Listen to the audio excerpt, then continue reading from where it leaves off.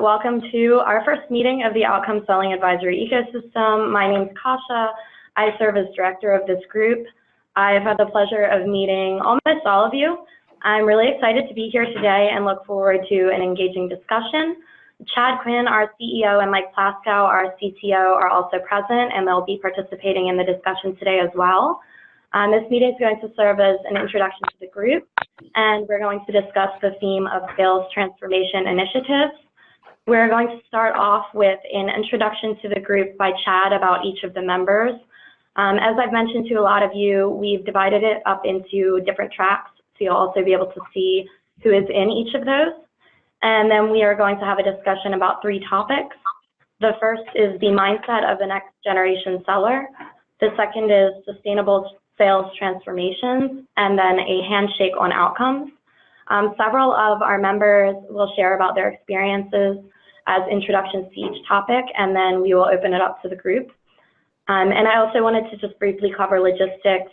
We are recording this meeting so that we can share it with you afterwards, as well as the members who cannot attend today. If you could please mute yourself when you're not speaking so that we can reduce background noise, that would be great. And turn your video on if possible to facilitate the conversation. And then I'm going to turn this over to Chad so that he can introduce each of our members. Great. Thank you, Kasha. Good morning and good afternoon, wherever you are. I know we have folks in different time zones and different parts of the world, so it's exciting to kick this off. We are, I guess I would start with that. We are just so thrilled and excited to launch the Outcome Selling Advisory Ecosystem. And as Kasha mentioned in the beginning, we have had individual conversations with all of you. And I think when we talked about this concept of the advisory, we talked about the benefits, and there's the obvious benefits that have been laid out, and I think that the members agree with. The concept of let's talk about relevant topics that are of interest to our business and to our leadership approach. Let's think about emerging best practices and work through those. But I do believe there's kind of a greater value, and that's why I wanted to start with introductions. I think the greater value, it may be implicitly thought or explicitly stated by each of us, but the greater value is that we get a chance to build some relationships here and learn from each other. And the members are the heart of relationships. So I thought we would start with me introducing, and I have to confess up front, my apologies. I cannot do justice to each of you. Your backgrounds are too varied and your accomplishments are too expansive to cover in a short introduction. But I did want to start there because I think that's the greatest value of the ecosystem is the relationships that will come from this as we work through these issues together. And so I'm going to take a moment, again, with full apologies, and kind of give you a sense of the 30+ members that are part of this. And honestly, folks, I'm excited because of how diverse this group is. We have members that are leading initiatives for private companies that are in a high growth mode. We have leaders that are in place in publicly traded companies and have brought them public and are in a different growth trajectory. We have leaders that run billion-dollar practices in mature, established entities and all the challenges that are associated with that. So we have kind of a great diversity of business models that the members represent. We have a great diversity of industries that they represent, and also job functions. Great eclectic background of all types of leaders that are in charge in some degree or some form and fashion of the customer, whether it's a revenue component, a retention component, an acquisition component. So there's just terrific diversity amongst the members. And that, I think, is going to be our greatest strength, because with that diversity will come creativity and ultimately the way that we look to tackle some of these challenges. So I'll take a moment. I'll give you a quick kind of lightning fast version of our intros, and then we'll go from there. So let's pull up our members if we can. All right, so I'll take this kind of from left to right, and I'll give, again, a little blurb on each person. But let's start at the left. Bill has 25 years leadership experience, has run outcome selling initiatives for 3 different companies. So he definitely has kind of a perspective on what works and has a lot of scar tissue and a lot of results along the way. So Bill's going to be one of our key members, as every member here. Jim Walsh. Jim has 25 plus years of experience, runs the Outcome Selling Initiative as CEO for GE Grid, and also has leadership experience at 3M. So a wonderful member in addition. Kate Gutowski. Kate has been seen in the industry as a sales transformation specialist. She's been recognized by a publication called Modern Seller as the top 100 sales people in the globe today. So wonderful to have her perspective as she looks at transformation.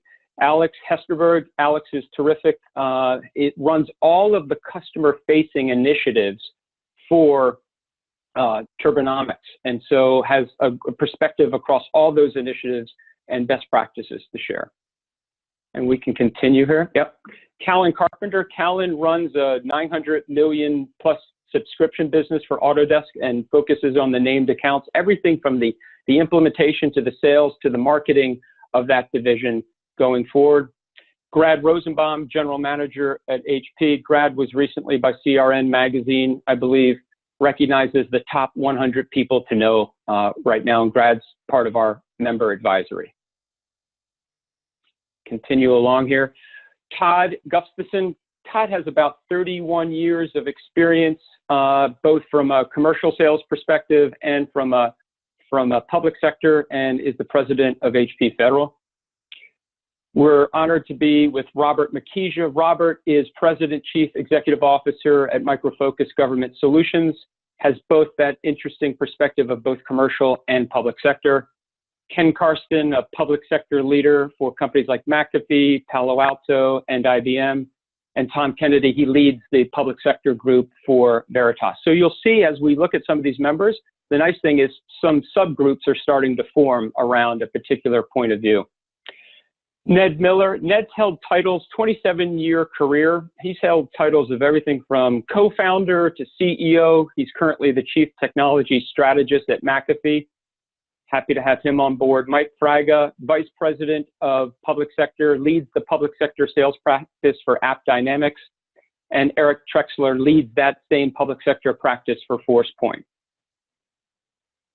We move forward. We're joined in Germany, mind you, by Tamara Schenk. Tamara is a great addition.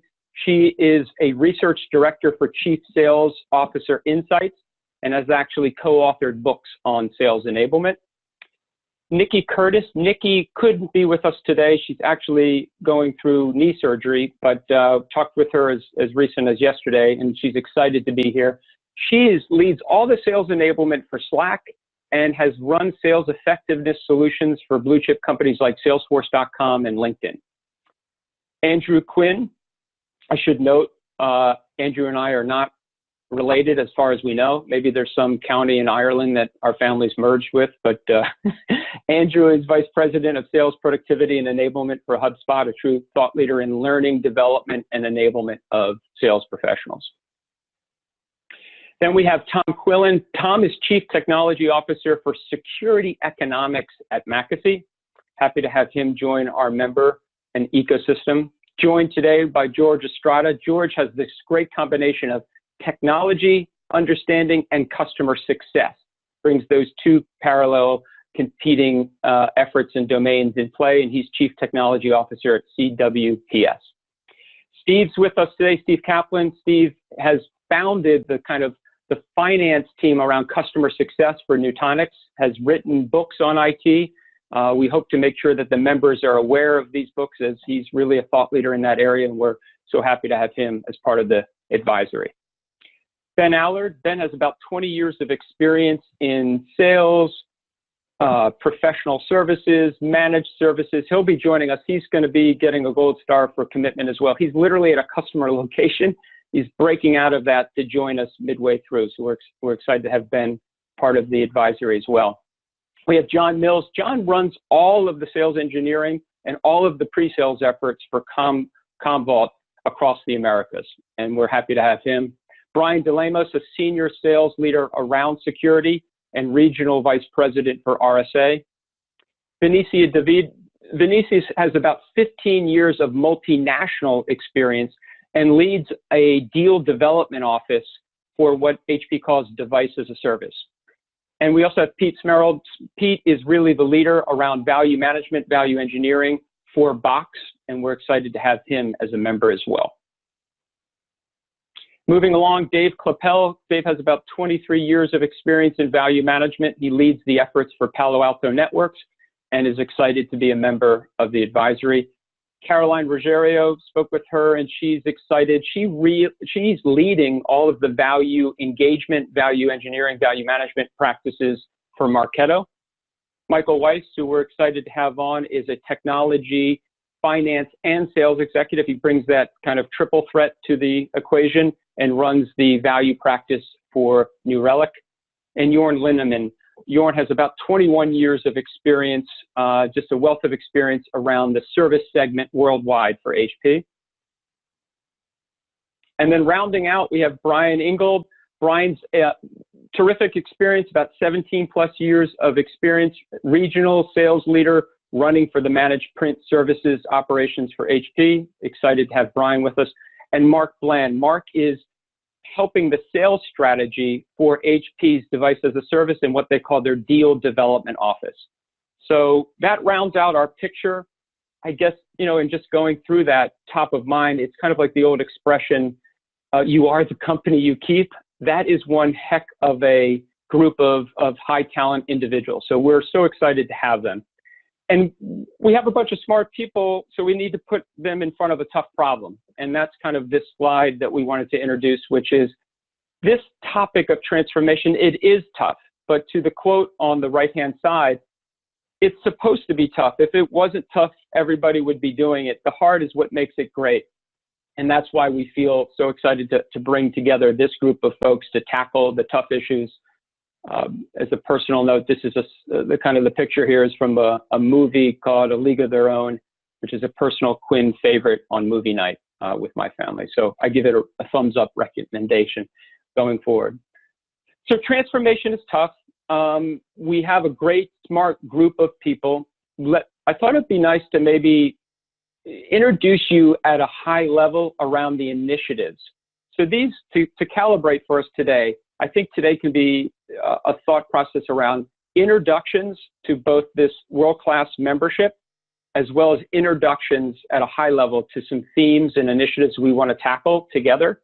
And we'll have some folks talk about these initiatives, but probably at a very kind of summary level, with the intent being, as we drive into one-on-one discussions with you, we're going to build some robust content for you in 2019 around these topics. So to help frame that for you, we have a whole series of topics we want to address around the people side of sales transformation. The fact that there's skills and competencies and traits and behaviors that are so important to help people feel comfortable about even talking about a customer outcome. So there's a wealth of research and thoughts and dialogues and sessions we can have in that topic area. The second is around process. Well, you can have the right outcome mindset, but what are we doing to put it into the workflow of how we work every day? How do we mainstream this into the way a company thinks about its customers? And what are the steps taken in that regard? And then finally, from a technology standpoint, what are we doing to use smart technology to capture best practice and to propagate that best practice and to scale that best practice going forward? So we look at these as kind of pillars that will have content tracks built around them based on the membership's interest, inclination, and appetite. And we'll continue to drive forward in building out advisories where we can discuss and challenge our assumptions on these issues. So that's kind of a high level on the initiatives. What we thought we would do next is kind of break into one of the initiatives and have a discussion on it. So if we thought about that first people pillar, people come down to mindset. And so this cartoon kind of summarizes that you just can't do that by having kind of a status quo mindset. You have to think about taking action. The magic's not going to just happen.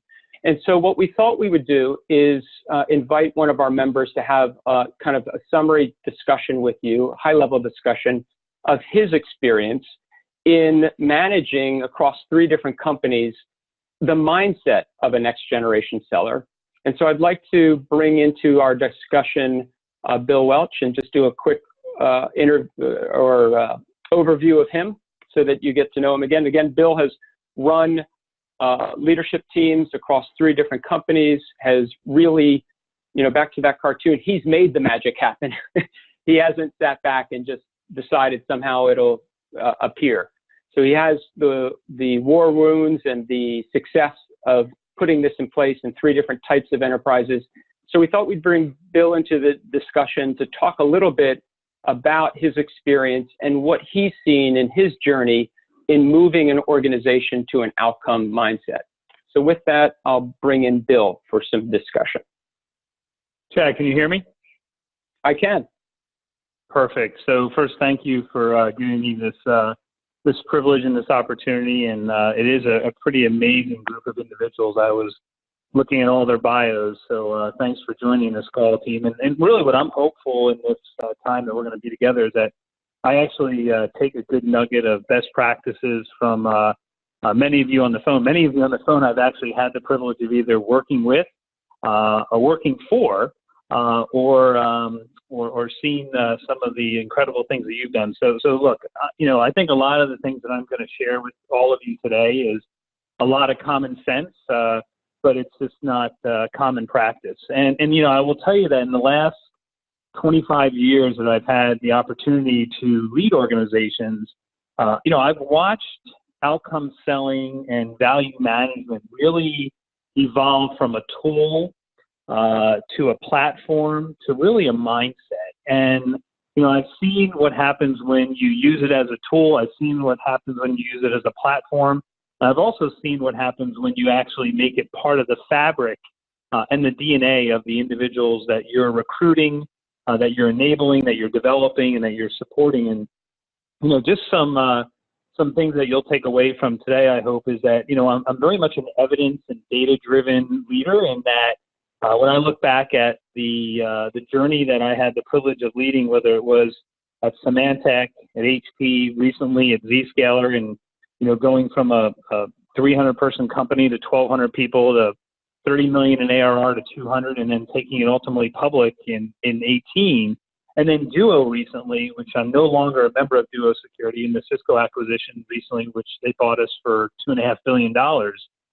I've seen how the organization has shifted and changed to this outcome-based, this value management framework, and how customers and partners and kind of the employees are very thankful and grateful for it. But I'll tell you, it is hard.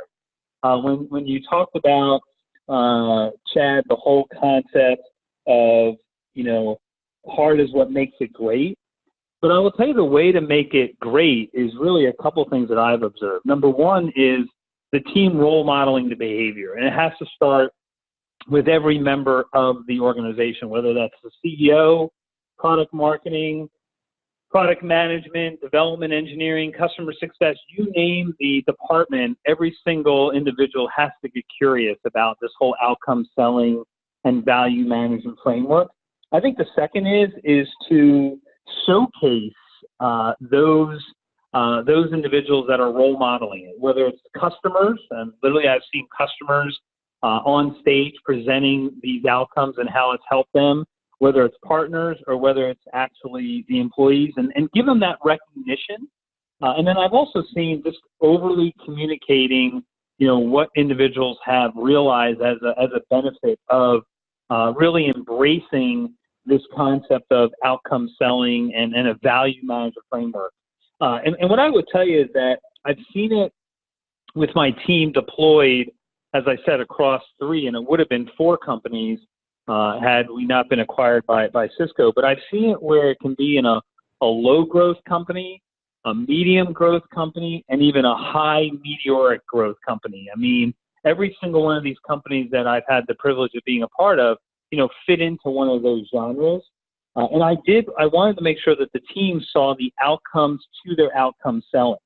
So really, to make it really tangible on this call, what I thought I could, do, and maybe you can advance the slide here to the one that talks about how high outcome selling engagement, is I wanted to pull up some analysis so you can see the facts and the data, and then just walk you through the science of why I believe this type of mindset really has changed the outcomes for the customers, employees, and the partners. So, in this situation here, and I'm not going to divulge, all the companies that we did the work with around, Symantec, HP, Zscaler, and Duo, which one this one was. But what I will tell you is, when we looked at the analysis of over 500 deals that were involving outcome selling framework and outcome selling mindset, those that leverage the outcome selling, number one, the amount of discount given to the customer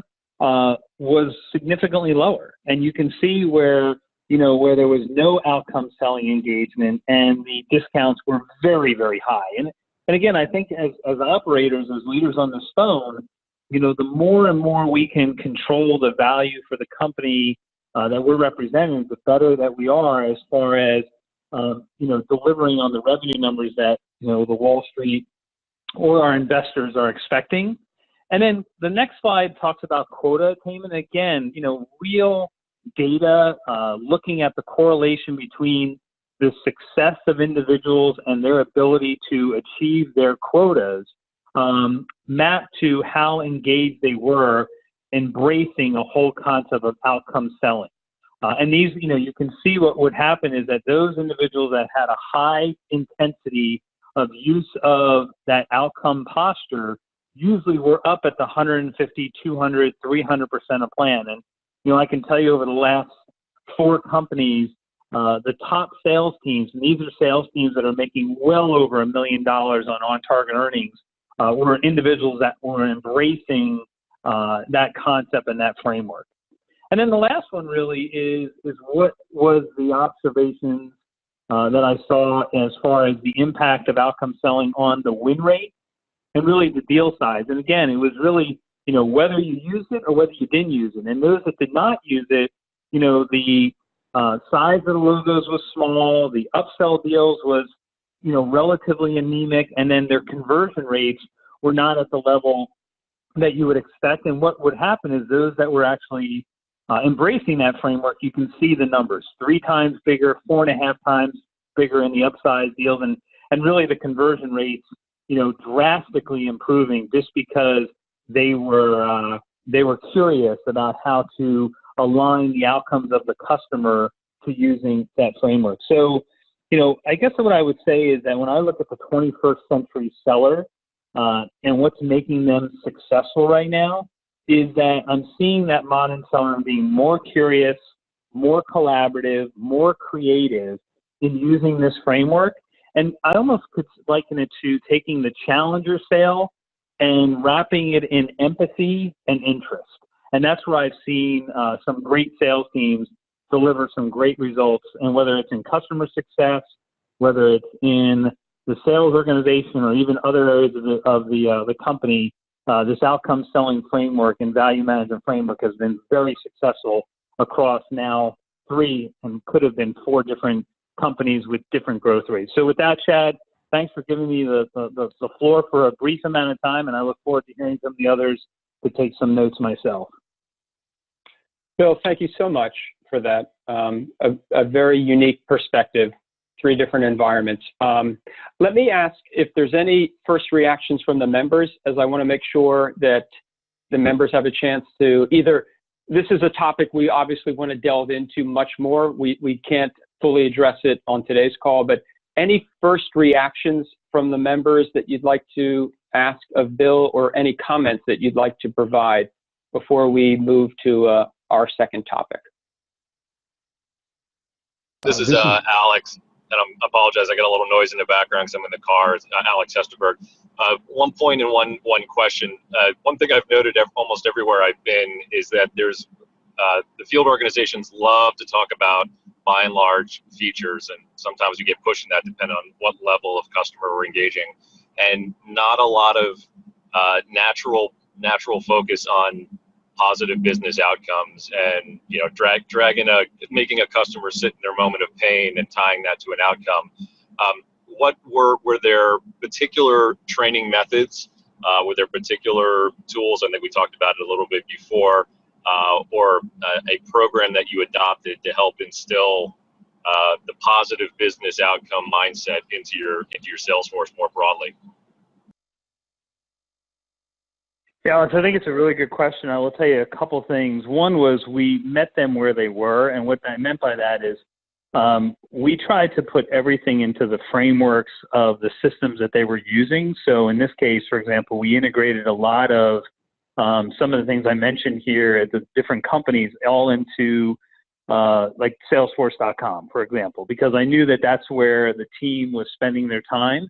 So we wanted to make sure that the platform and the environment and all the things that they are normally using was available to them. I think the other thing we did was we made sure that, whether there were events, like, for example, at a sales kickoff, or whether there was a customer advisory board, that there was recognition publicly of where this, outcome selling and value management framework would either help the customer realize their outcomes in a faster manner, and again, their time to value, which is what they measure. Because remember, once we get the order as the manufacturer, that's when the customer really gets nervous. I mean, we're all excited we got an order, but now they know they have to deliver on the results of the promises that they have made. So those are just some of the things that we did to kind of make the linkage to the sales teams.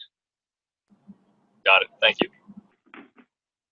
Love the question, Alex. Thank you for jumping in. Please keep going, guys. Any other members have questions of Bill on the journey or any comments on this first point around the mindset? Yeah, John, I have a question. So, Bill, my first go around with this back in about 10 years ago, went really well. Had a lot of support from the top. In this new role, I'm curious if you have any experience. Have you always been driving it, the person at the top driving it, or I'm struggling getting it up to the one level above me to really see the value in value selling in my market? Just any experience you have on there, any thoughts? When you say up the chain, are you talking about your executive leadership, or are you talking about the customer? So here's I will tell you, at an executive leadership level, and if you take Symantec, HP, Zscaler, and then Duo, Symantec, it was really about the team above me also participated in this framework. So in other words, they believed in it, and that really helped the cause. Now, whether they believed in it, whether they wanted to support it and execute it was a different conversation. So one, I do think what you just said is very helpful, that you have executive supportive. In the case where, they aren't familiar with it, one of the things that I saw that would work really effectively was to get them involved in some of these meetings, whether it was an opportunity to present the proposal to the executive at the account, whether it was bringing my CEO, for example, into an outbrief of where we linked the business drivers that we had discovered in our discovery phase to our technology. And then they could get their, what I would say is they could get their religion. They would then say, wow, I can see the linkage. And then really at the one thing I highlighted on here too was the discount management. It's pretty hard for a CEO or a CFO to debate with you that quarter over quarter over quarter, you are decreasing the discount, which obviously they're both looking at by using this kind of framework. So I think that that's another thing that would help. Not only was it them seeing it firsthand, but two was showing them the actual data where the framework was delivering on the revenue. Great. You're presenting the proposal. That's a great example, suggestion. I think I'm going to take that one. Thanks.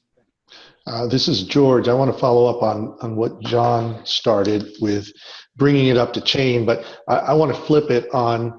Okay, so I could work on bringing it up to chain and getting some of that religion, to borrow your phrase, Bill, on my end. But how about the on the customer end? Because I feel like when I look at outcomes and discussing outcomes, It reminds me a little bit of when at one point 5-10 years ago, nobody wanted to talk about the cloud. Everybody's like dismissing it. Now it's very easy to talk about the cloud. You walk into that conversation, people get it, they're more comfortable.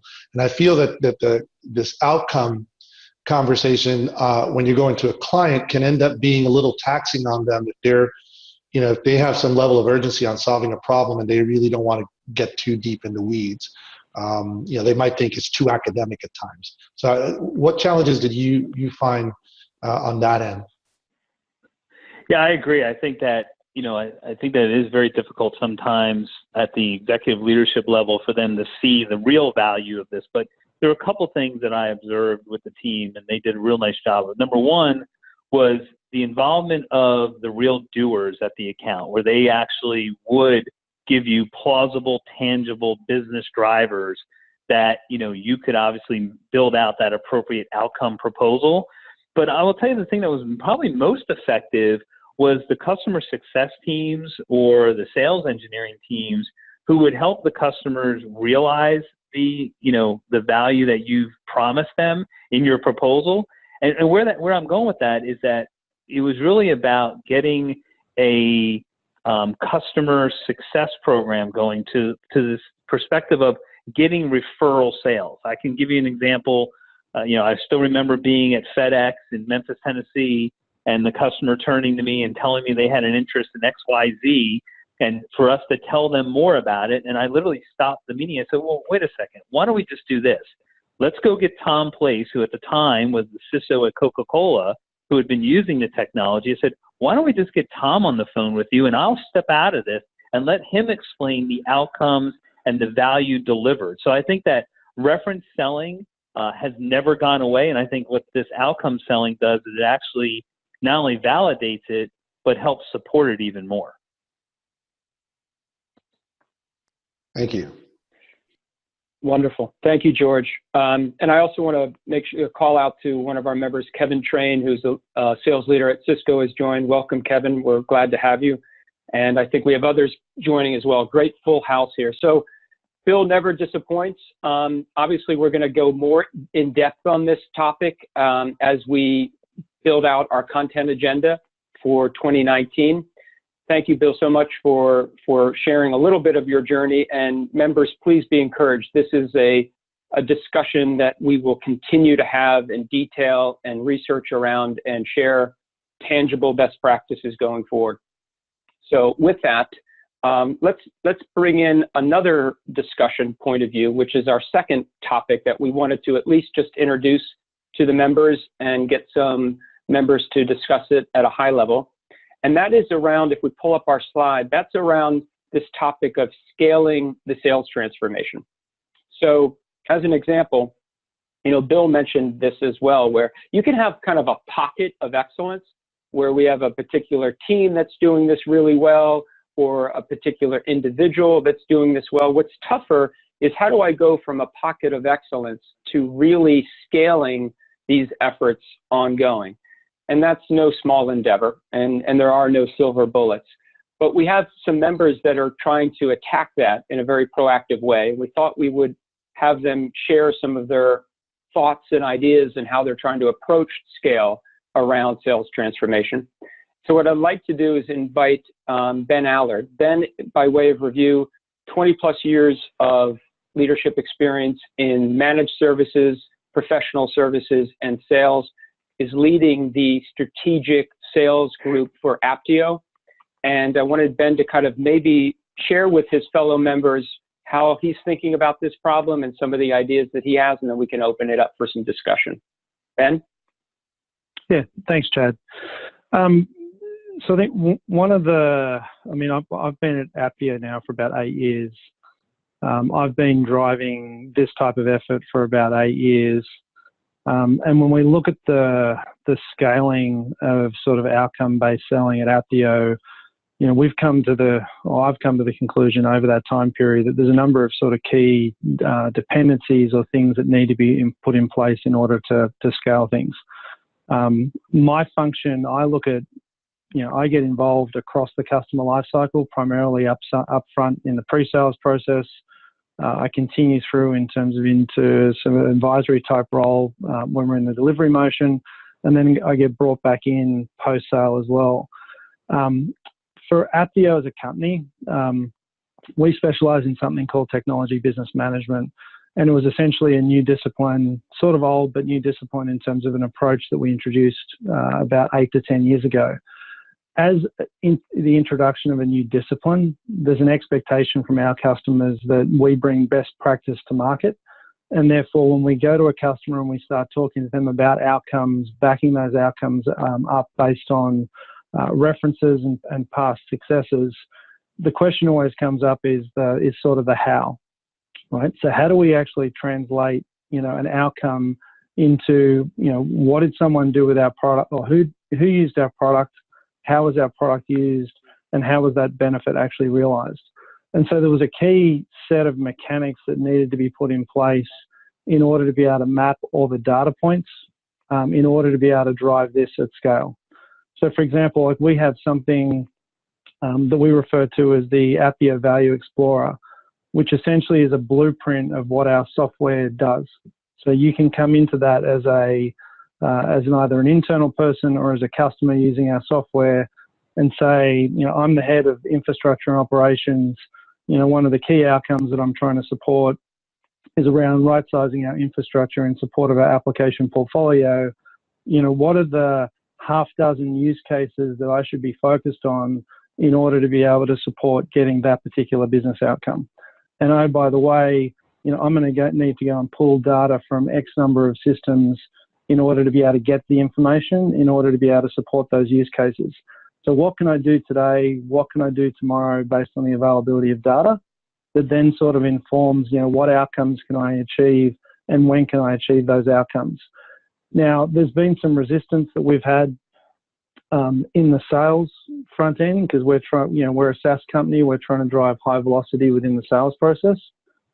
In the strategic segments that I primarily deal with, I've been relatively successful introducing sort of a value workshop in the very upfront stages of the sales process around having these conversations around, what are your priorities? What are the outcomes you're trying to achieve? What are the use cases that are most important to you? What can you achieve today versus, in the future? And then being able to quantify what that benefit potentially is going to be based on those references. And then using some of the ecosystems platform, how do we take that knowledge that we've engaged within the sales cycle, and then how do we then transition that into the delivery motion, and then be able to capture and track and record success post-sale as well. But without some of those mechanics in terms of those data elements that are consistently applied across the pre-sales engagement, the delivery motion, and the post-sales motion, it's very difficult in terms of to be able to drive that level of scale because you've got a whole bunch of people talking about outcomes in a very different way.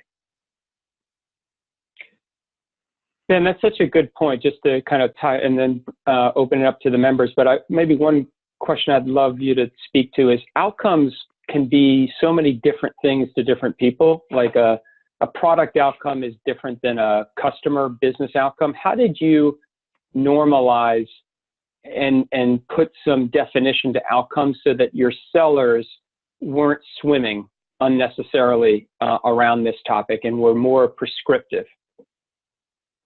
Yes, so as part of our, I suppose, our product management, our product marketing organization, we went down the path of being very prescriptive around a core set of outcomes around each particular product and module. And that's how we sort of engaged the customer. We didn't engage the customer saying, what do you want to do? What are all the outcomes you want to achieve? We presented a very prescriptive set of outcomes to the customer as part of that engagement. Then what we did is we then took the effort to be able to say, okay, now let's translate these outcomes that we have into your particular language and your context from a customer side of things. So it was that translation and I suppose that shift in ownership. It was still the same outcome, but it was an outcome framed in the customer's language.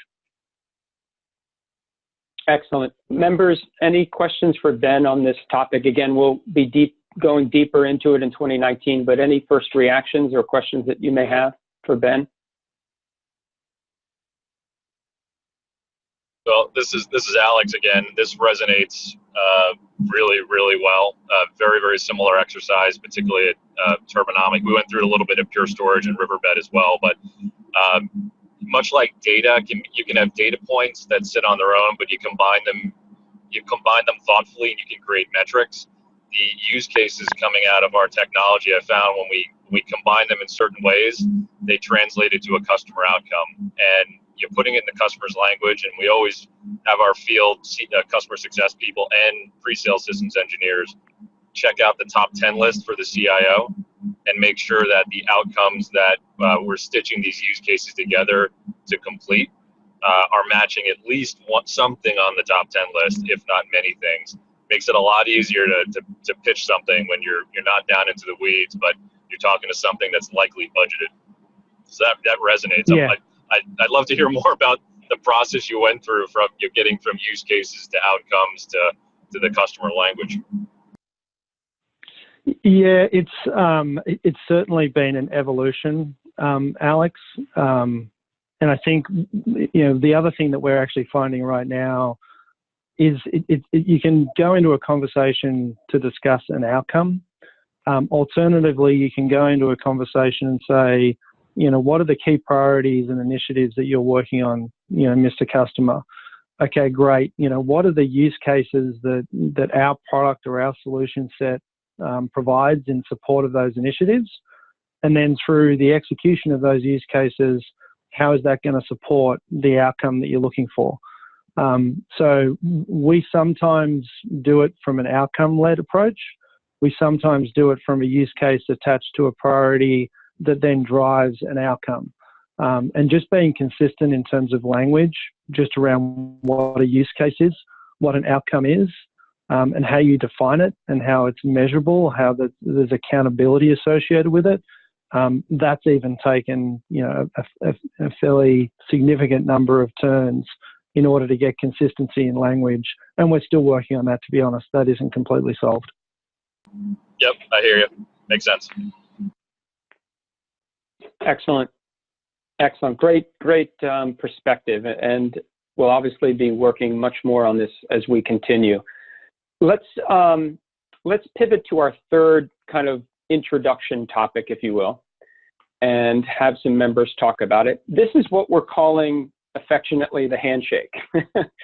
So you have this concept of the outcome promise that's happening somewhere in pre-sales, and then you've got the outcome delivered in a post-customer success implementation professional services world.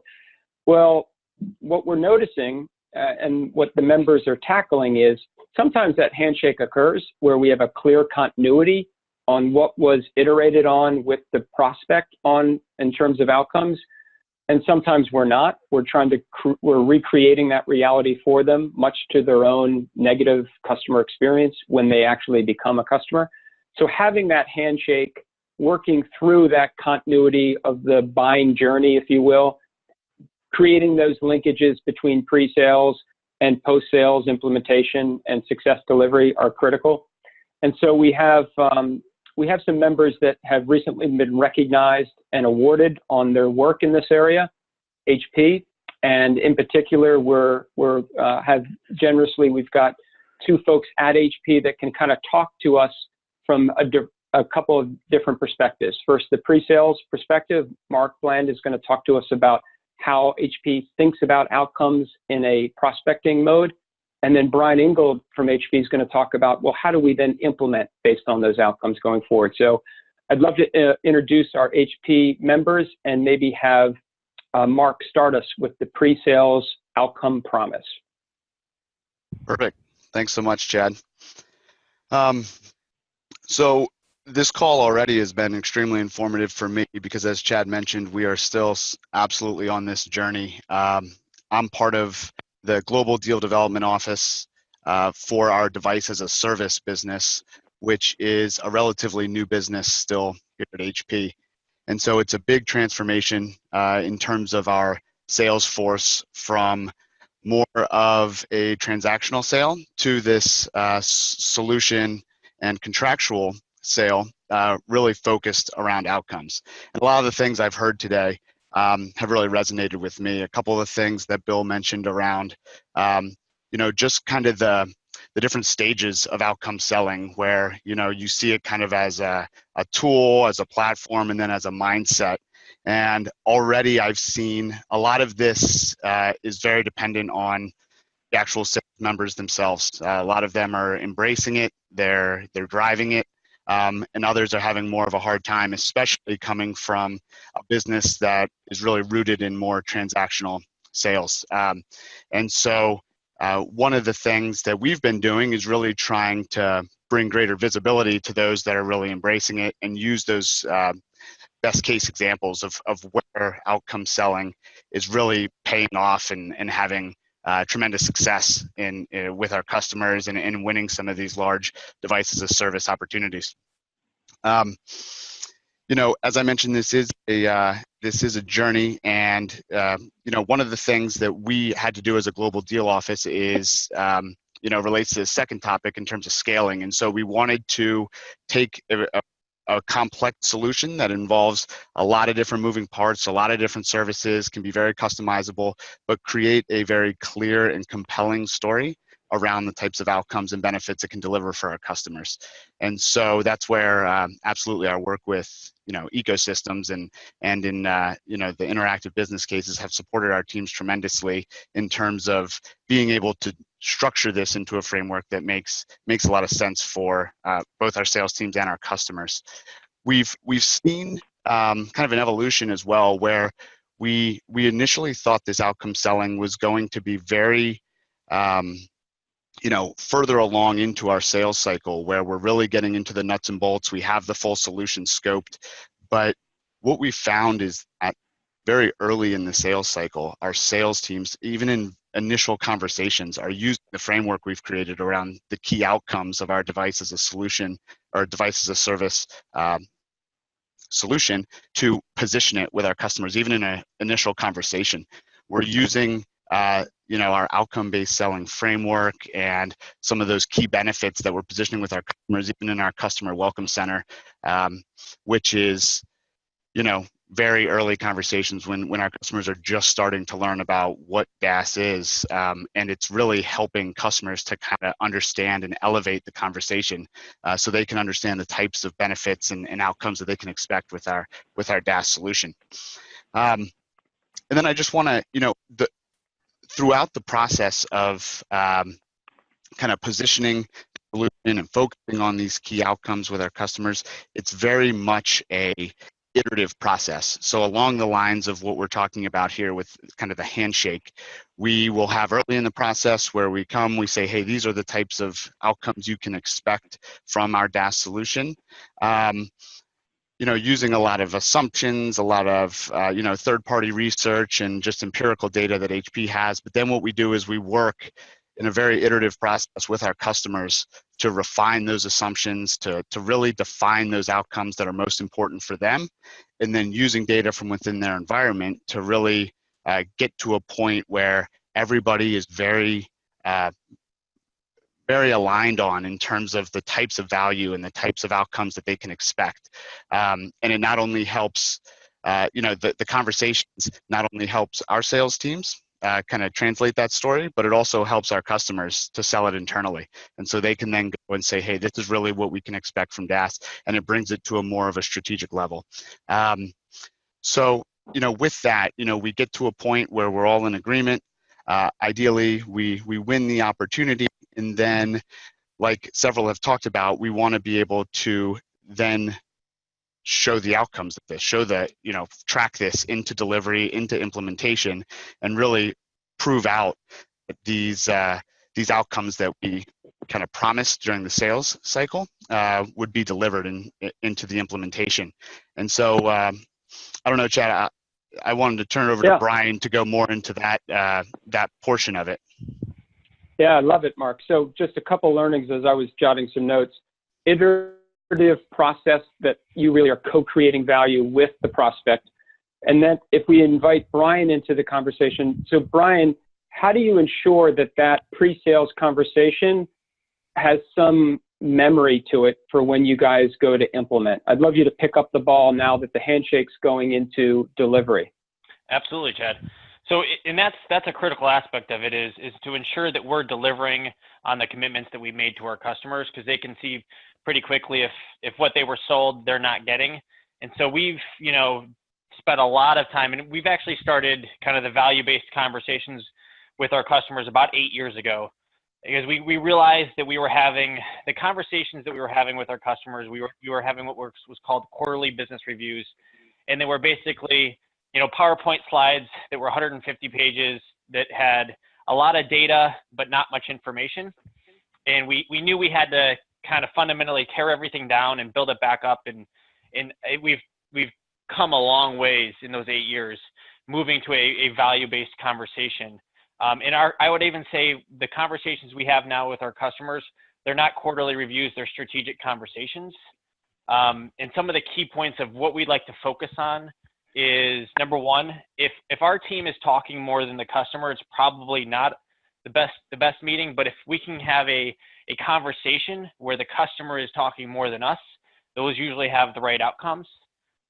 We've focused more on not sharing as much data, but sharing information. So, what is useful data that the customer can use to make decisions, monetizing decision making. So if the customer, makes decision X and we decide to move forward with this project, what kind of cost savings could they see, or what kind of costs would be with that? And then having that interactive conversation has really helped us drive forward in that value conversation, where we can have a dynamic conversation. I think moving away from the structured PowerPoint, and here we're going to control the conversation and slide after slide, to and I had a chuckle when Bill was talking about it's not a tool, it's a platform, because over the last decade we've had that conversation hundreds of times here at HP about this is a platform and it's a conversation.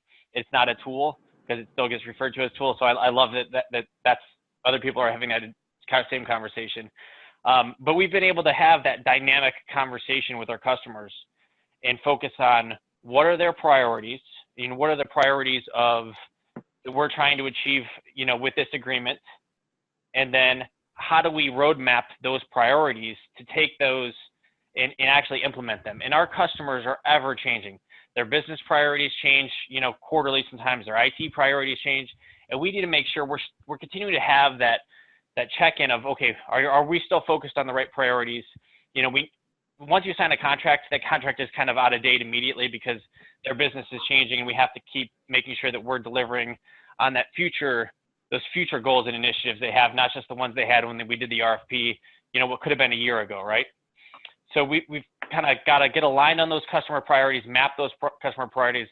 And the one thing we found as we have these kind of value-based discussions with our customers and we're going through, the platform, is that some of the best ideas we've ever gotten haven't come from, HP or ecosystems. Our best ideas have come from the customers that have, hey, I'd like to see what it would look like if we could do it like this, or hey, is there a way to make it, you show me the data on, the cost efficiency of a rollout faster than shorter. And we just had some of the most, kind of informed conversations with our customers and built these conversations over time. And it's actually come full circle, because we are able to take the conversations that we have with our clients, and now when we're going into pre-sales motion, and especially when we're going against current competitors, we can have these types of conversations, and we'll go into a pre-sales conversation and say, let's, instead of just talking about all the things we can do, I like to show our customers the types of conversations that we have with our current customers.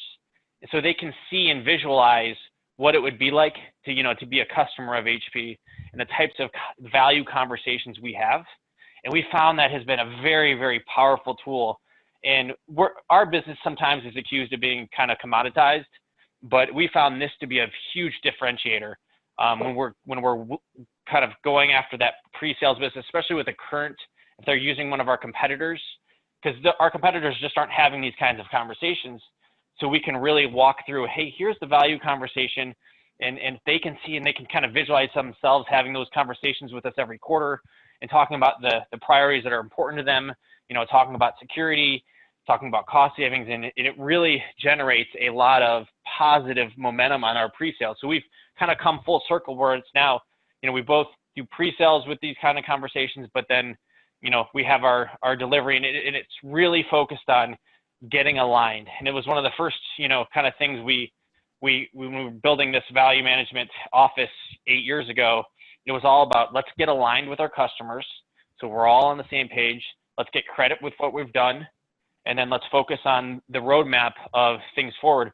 And using kind of a roadmap methodology, it's allowed us to really push sales initiatives of, when we want to implement a new solution or a new software, getting it on there and having that roadmap conversation immediately after we have the priorities conversation, allows us to tie those, here are things that we think could help you achieve your priorities, and let's get those, those outcomes that you want to see. Yeah, it's great. I mean, there's so much there, Marc and Brian. I took some notes, just a couple nuggets that are kind of interesting to call out. One is your concept of customer-driven innovation, that some of the best ideas can come from them just reacting and finding a different way to frame something or build something.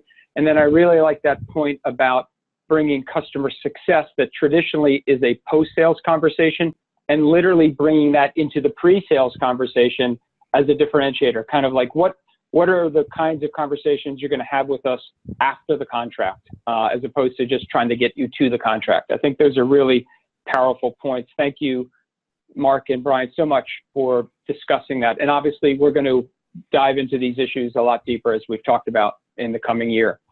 Well, I'm very purposeful to make sure we start on time and we end on time, because we're respectful of everyone's agendas, and we had planned this for an hour. So I do want to call a close to some of our this being a kickoff meeting for you to get a sense of the members and how hopefully you've got a sample to the quality of people that you're going to be working with and interacting with.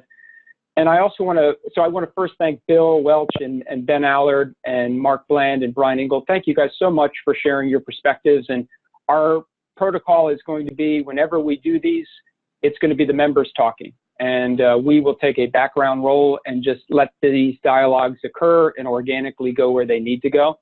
So thank you for jumping in and providing a perspective, one in which we'll continue to iterate on. I want to thank the members. We've got over 35 people that are on this call. That was more than what we expected. We've got great levels of contribution and engagement, which is terrific. So thank you all for this going forward. And I would be remiss if I didn't do this, and please bear with me on this. Kasha, Leese, who you probably have heard from or seen that name before, she's kind of the director of the ecosystem, the advisory ecosystem. And I just want to thank her, because there's a lot of moving parts, as you can imagine, to bring something like this together, a lot of content, a lot of perspectives. And I want to thank Kasha for all of the work that she's done to get us to this point, and the work that she's going to be doing in 2019 on your behalf, on the members' behalf. Couple things, just a couple housekeeping items to think about, and then any questions that we can field, we want to. One is, speaking of Kasha, the recording of this video will be made available for everybody, along with the deck that's been used. So you'll have both access to the video as well as to the deck. And also, Kasha will be sending out a link to a LinkedIn group that we're setting up for the members. Again, if we think about how we started this conversation, that the greater value is the value of you being able to have these relationships and to help foster and nurture those relationships, we want to set up this group where you can have access to your members ongoing through LinkedIn. So there'll be a link out to that effect. And then what we're going to be doing as a next step, an immediate next step from this meeting, our kind of launch meeting, is we're going to be setting up our one-on-ones to get your reactions to some of these topics that we've addressed today, and take our lead from you as to which ones you really want to dive deeper into, and how we can build robust content around those topics as we set up the whole 2019 agenda, content agenda. So that is our next immediate step, will be to set up one-on-ones with each of you. Kasha, did I cover everything, or is there anything you wanted to share with the members? I believe you covered everything. We are in 2019 going to be having a series of smaller meetings, though.